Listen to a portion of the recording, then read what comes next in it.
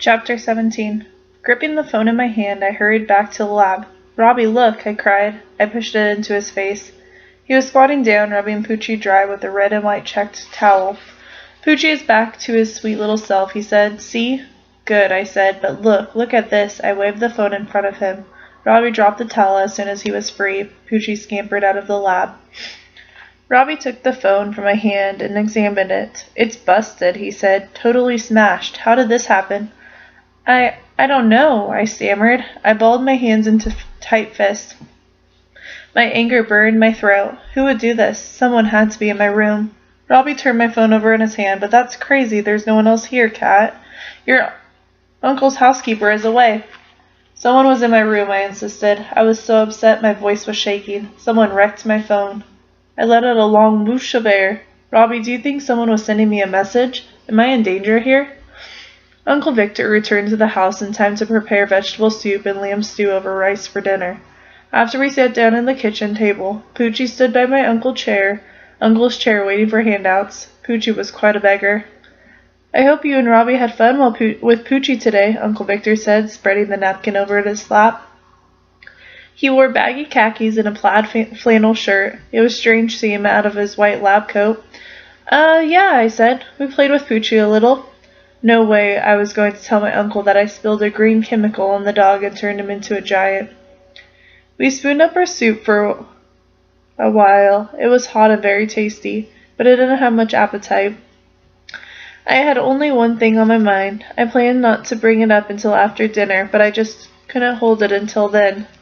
"Uncle Victor, take a look at this," I said. I slid my phone across the table. He set down the soup spoon and wiped his mouth with the napkin. "What's wrong, dear?" I motioned to the phone and he picked it up. He studied it for a long moment, then he raised his eyes to me. "Goodness, what happened?" "It's smashed," I said through gritted teeth. I suddenly felt like crying, but I forced it back. "Totally smashed." He held the phone close to his face, turning it over and over in his hand. I don't understand, Kat. Was there some kind of accident?" "Accident?" I cried. "Look at it, Uncle Victor. Someone was in my room. Someone broke my phone." His cheeks turned red. He shook his head. I could see he was thinking hard. "But there's no one else in the house," he said finally. "Myra, my housekeeper, is away till next month, visiting her sister. You and I are the only ones. You and I are all alone here, dear." But I sputtered. He patted my hand. "Kat, it must have fallen off your bed table and cracked." My breath caught in my throat. I stared at him. How did he know it was on my bed table? Uncle Victor slid the phone across the tablecloth to me. "Sorry, so sorry," he murmured. He patted the back of my hand again. Then he bent and lifted Poochie off the floor. He cradled the dog in his arms and stroked the thick white fur on his back. I suddenly pictured giant, sheepdog-sized Poochie. The dog stared at me as if reading my thoughts.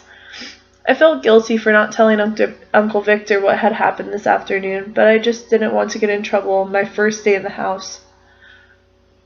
Uncle Victor shook his head. "So sorry," he said. "Again, now you can't do your video blog, dear. I know how disappointed you must be. I'm very disappointed, too."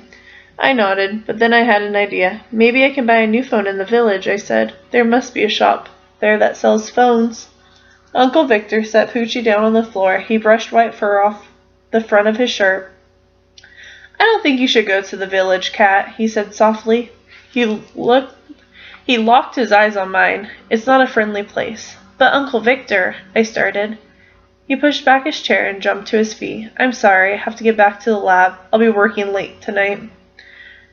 He took a few steps toward the hall, then turned back. "I have just one request for you, dear," he said. I squinted at him. "Request?" he nodded. "Yes.